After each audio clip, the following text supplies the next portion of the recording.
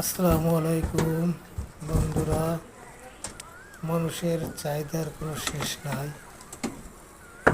এই বিল্ডিং যার সেই ভাইটি বিদেশে থাকে। এই ভাইয়ের চাহিদা হলো আমার রুমের ভিতরে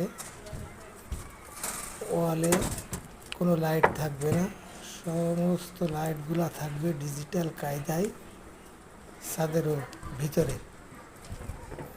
তো দেখতে পাচ্ছেন এই যে এইগুলা ছোট ছোট বক্স, এই বক্সগুলো আমরা স্পট লাইট